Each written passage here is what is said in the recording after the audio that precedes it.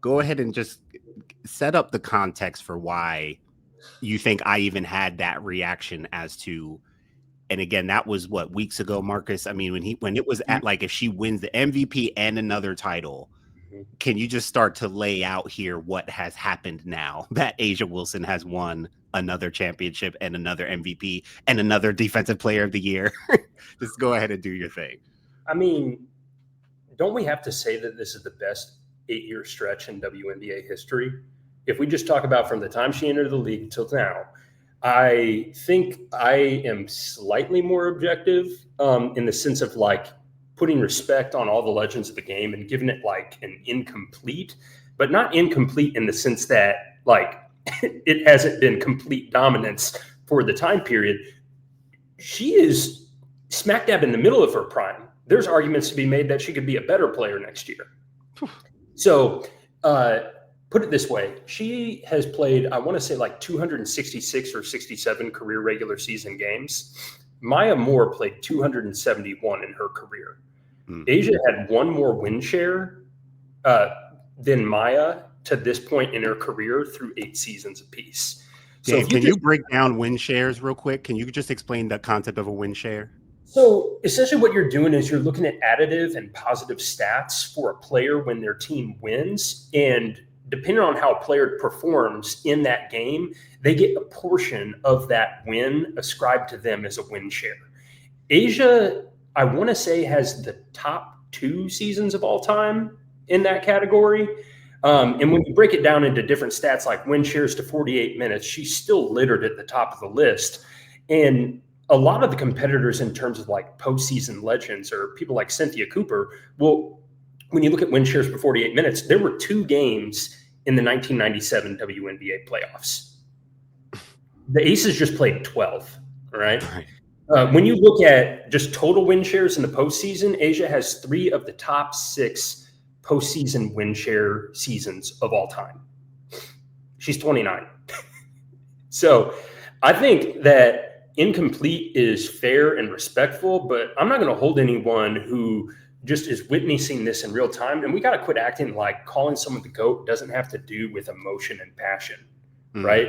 We got to respect the all-time greats in one sense, but we also have to respect what people are witnessing with their own eyes. And when you see fanfare and hype that surrounds someone like that, you just got to stop and say, now, wait a second, something's going on here. And by the way, 29, anyone have more MVPs in WNBA history? Anyone? What's the over-under on MVPs in the future for A'ja? If I put it at 1.5, would you go over or under? I'd go over. I'd smash the over. I would smash the over. So at the end of her career, she could have twice as many MVPs as anyone else in WNBA history. Now, if I put the over-under of championships for the rest of A'ja Wilson's career at 1.5, over. So she'll be looking at everyone else saying, now tell me, why do you think you deserve to be the greatest of all time? Right. That was good, Dan. That was good. In the word of K-Dot, she deserves it all. That was good. She deserves it all. Here's my thing with the GOAT. I like I understand your explanation of the incomplete, but this is what I'll say, and I've said this to I tell Martin this all the time. One of my closest friends is a Sparks fan who also believes Maya Moore is the GOAT, and I get on him all the time about just how ironic and backwards that is, because to be a Sparks fan and love Maya Moore so much, it's kind of ironic. But if you're going 8 year for 8 year, right? If you're going bar for bar, right? What he always says to me is, yeah, well, Maya Moore won 4 championships in 8 years. Okay. A'ja Wilson won 4 MVPs in 8 years. It's like, what are you really looking for here, right? And when you look at, and I pointed this out to Martin a couple weeks ago, A'ja Wilson was drafted in 2018. Aces didn't make the playoffs. In 2019, they lost in the semis to the eventual champion, the Washington Mystics. In 2020, they were in the finals, got beat on by the Seattle Storm. In 2021, they lost in the semis to the Mercury, who were the eventual runner-ups for the championship. 2022, they won the championship. 2023, they won the championship. 2024, they lose to the eventual champion Liberty. And this year, they won it. Did she do okay in 2024? Was she all right that year? Oh, she was the MVP that year. So it's like, when you put it in that perspective, it's like, if you beat Asia Wilson, you're either beating Asia Wilson to win a championship or you're beating Asia Wilson en route to losing a championship. That's how great she is. Now, what I've always said is Asia Wilson is in her like her prime LeBron era, right? Like that 08 to 2013 LeBron, when he had won four MVPs in 5 years, he won 2 championships, had been to but I think about it, and I love LeBron. LeBron's the GOAT.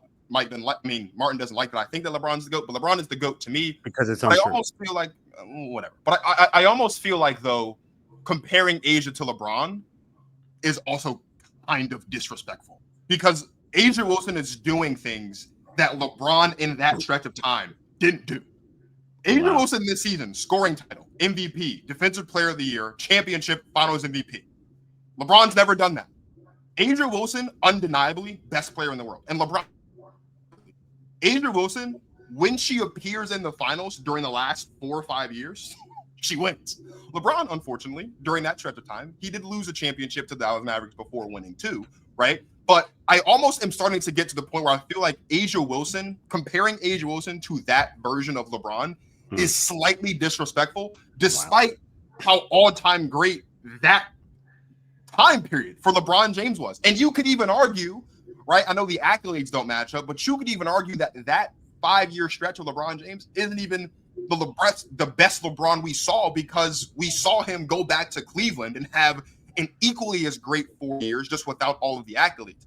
Asia Wilson, I know Asia Wilson's the GOAT, not just because Asia Wilson has such a long list of accolades, but because when you start looking at the lists that Asia Wilson is on at this point in her career before the age of 30, those lists are getting shorter and shorter by the day. It seems like I was talking to a mentor of mine yesterday at church. Actually, we were just talking about like how this postseason was for her.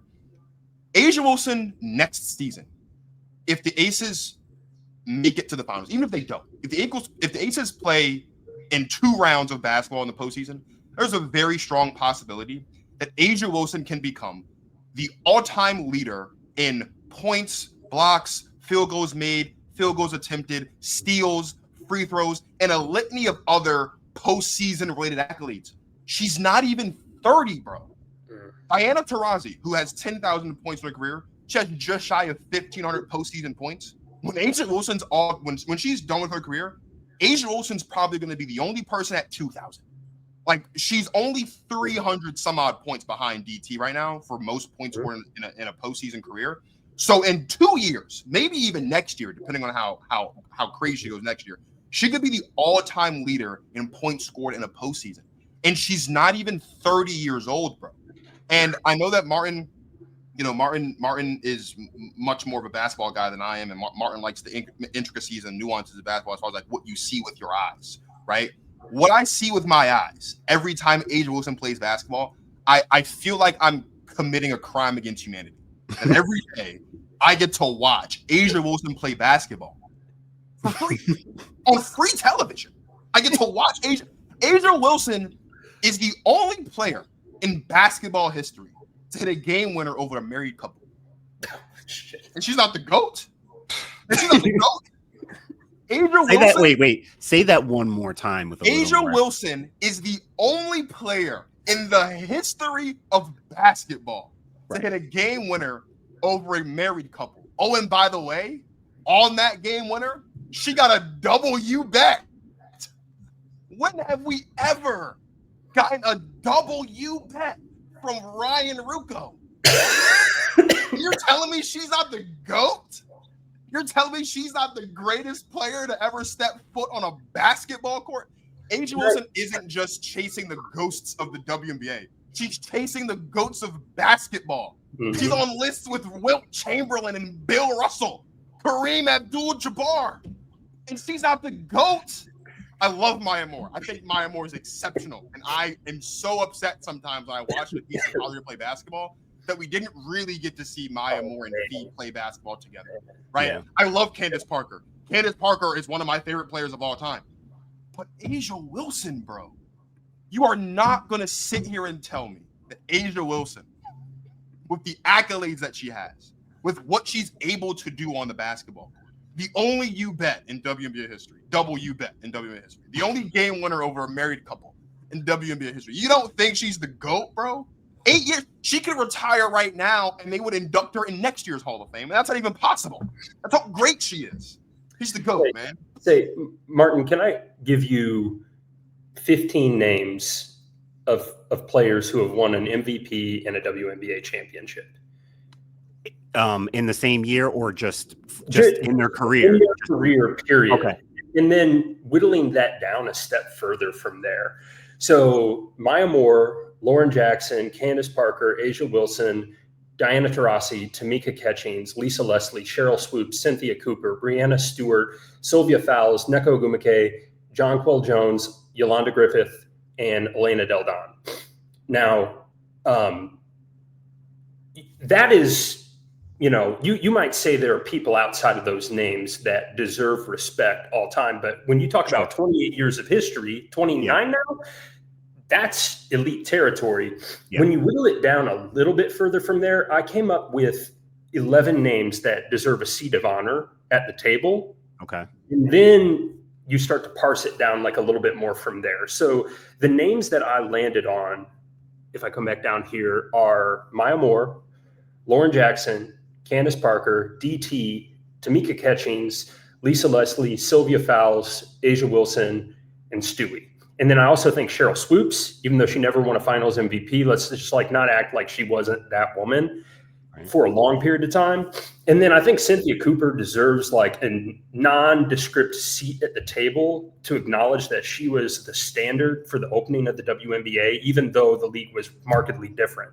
When I started to go down further from there are some really legendary names that their resume is already behind Asia Wilson. We're talking about Lauren Jackson, Lisa Leslie, both with less championships and MVPs than Asia Wilson. Yeah. Yeah. At 29. The GOAT thing for me, Dan, that I've always said is it's a combination of legacy and ability. Mm-hmm.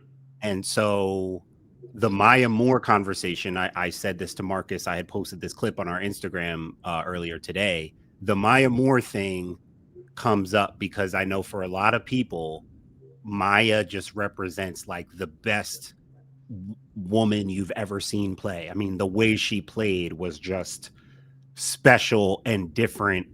And I do think there's a thing between guards and bigs. I think there is a thing there in terms of how we perceive and how we even glorify guards versus bigs in terms of style, in terms of entertainment, right? I think guards tend to give you a little more flair and entertainment. So I think that's a thing. And sometimes that matters. Here's why I have felt like Asia would be the undisputed GOAT if she won this title and won MVP. I'm like, that seals the deal. That's it.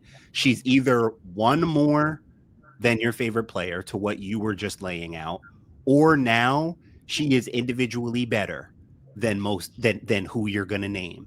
The thing about Asia, guys, that I really find fascinating here, if you think about it, when I talk about Maya Moore, when we talk about Candace Parker, Diana Taurasi, Cheryl Swoops, some of the names that might come up, Cheryl Miller, for the even older crowd who still revere Cheryl Miller in a certain way.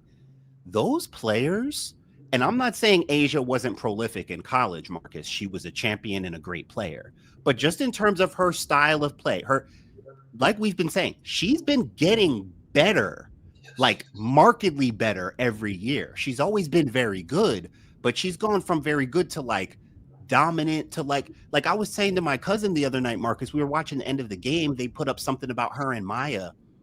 And I'm like, bro, you know what the problem is? No matter how you might feel about Maya as a scorer, I love my scorers, Marcus. I love my guards. Asia Wilson has the most 30-point games in WNBA history. She has more 30-point games.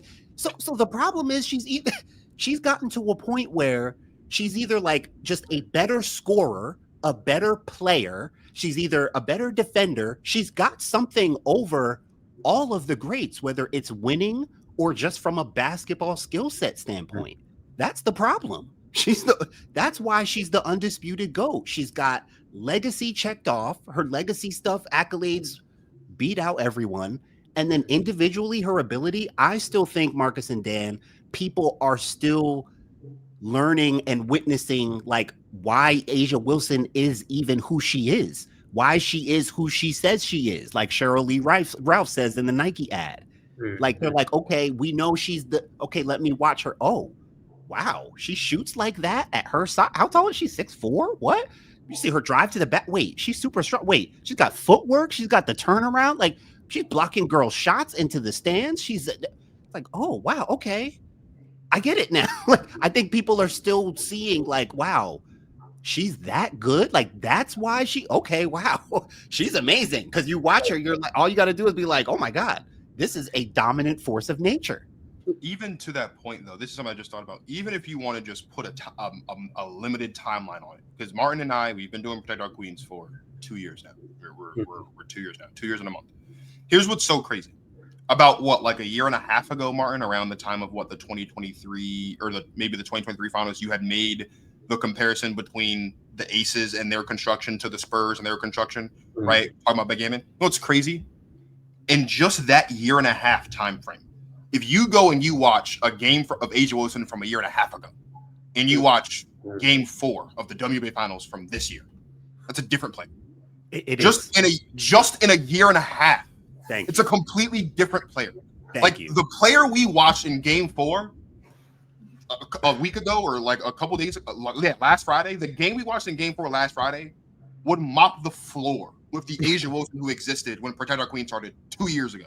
25 months. Like that's how insane this is. That's it. And just part of the point I was even making, bro, is just that like Taurasi coming out of college, man, she was like a flamethrower. Like she was a phenomenon. She was same thing with Candace. Cheryl Swoops was big in college. Like they were like their talents were known as like generational, entertaining, even never seen something like that before kind of talents. Asia came out of college again as very good player, but like, right? She hasn't really been a spectacle like that, like she is now. Yeah. And I just, and the beautiful thing about that comparison is the comparison obviously was, and we talked about it throughout the course of the history of Protect Our Queens, it was the comparison between Asia Wilson and Tim Duncan. And even think, bro, we were comparing Asia Wilson to Tim Duncan in the sense of the fluidity, the simplicity, the fundamental nature of her game. Since then, she's become more dominant as a defender. She's become more versatile as a defender. She's expanded her range, right? At that time, she was mainly just post up, that fade that she has that she loves, right? Drive, take you on the dribble. She added the mid-range game to that. Free throw line extended. Then in the last year or so, she's added the three-point shot to her game. It's like more off the dribble. A little bit more off the dribble. They've been trusting her a little bit more as a passer, a little bit more running the floor, bringing the ball up the floor. So it's like, again, in a year and a half, from the time Martin made that comparison to Asia Wilson and Tim Duncan the first time, to who we saw play basketball last Friday, a completely different player. And most all-time greats get better year over year. But as I said, one of the last times we had Dan on the show, we were talking about MVP. How many times in the history of any sport does an MVP continue to get better year over year and continue to widen the gap between themselves and their contemporaries and their peers in their field of play? How many times really does that happen? I recall a player survey from earlier this year where the majority of players surveyed said that Nafisa Collier was the best player in the WNBA. Yes. And I could remember thinking, like, I'm relatively new to this space, but that just doesn't make sense with my eyeballs or with like the accomplishments. Asia, you were just talking about Tim Duncan. She is a better offensive and defensive player among her peers than he ever was. And he is an unassailable top 10 player of all time in the 75 plus year history of the NBA. And I think to that point, in terms of what I said about like her being a little more prolific as a talent now, even what you're talking about, the progression from the Tim Duncan comparison, someone left a comment on one of our posts or something recently and said, she's more Anthony Davis now. And I'm like, you know what? That's kind of what we're talking about, is that her talent, that's what I mean. Her individual talent kind of jumps off the screen more now. and not just like a very good fundamental player, but like an all-time great talent that is truly unstoppable. And so I think that's kind of a distinction too. The two things that crack me up all the time is, oh, they don't call Asia for fouls, or Asia gets so many foul calls. Well, she defends without fouling. She does. And you got to foul her to defend her. So, sorry, you're going to have to change the rules. She's going to be like the Wilt. They're going to have to change the rules to level the playing field, because this chart, this growth curve is not flattening out. It's not. It's not flattening out. And I think that's the part that, again, going back to your point about incomplete, Dan, that's the part where, like, you look at it, and for the most part, right, a lot of people say, I mean, I think about even, like, you know, when Nick Wright and Chris Carter on First Things First way, like, you know, 4 or 5, when LeBron was still in, like, Cleveland, Chris Carter would always say to Nick Wright, the cement isn't dry on LeBron's legacy, but it is dry on Michael Jordan. And I agree with that, and I agree with that even for Asia. But when you've done this, when you've done in 8 years what most players do in 16 or 20, like, you have to look at that. And again, to your point, Dan, let's start setting over under. Let's start looking at the trajectory, because A'ja Wilson's not just going to fall off a cliff. She's not going to stop, bro. Mm-hmm. She's not going to. This isn't going to stop. Mm-hmm. She might not win a championship next year. She might not win MVP next year, but she has another. She's going to be a top 5 player. Years. She's going to be a top 5 player for another 5 to 6 years, bro. Yeah, and no matter what. And if she, how old is Candace Parker? How is 36, 37? If she plays another 8 years, you just cut what she did these first 8 years. You just cut it in half. Mm-hmm. So that's still 1 championship, 2 MVPs. So in 16 years, she had, 6 MVPs, 4 championships in 16 years, consistently being an all WNBA player, consistently being an all defensive player, 2 more defensive player years. We're just cutting her entire 8-year career in half for the next 8 years. Again, what's the thing people always say about LeBron? LeBron's got 2 or 3 different Hall of Fame careers from all these different stuff. A'ja in 8 years could have 2 distinct Hall of Fame careers, the first 8 years of her career and the second 8 years of her career. And that's where, again, it's like, even if you don't think she's the GOAT now, even if you want to hold on to Candace Parker, you want to hold on to Maya Moore, you want to hold on to Diana Taurasi, you want to hold on even to a Cheryl Miller, if she's continuing to be at this level for another 8 years, when the cement is dry on A'ja Wilson's legacy and her career, even if you don't think it's undisputed now, it's absolutely going to be undisputed in a decade from now.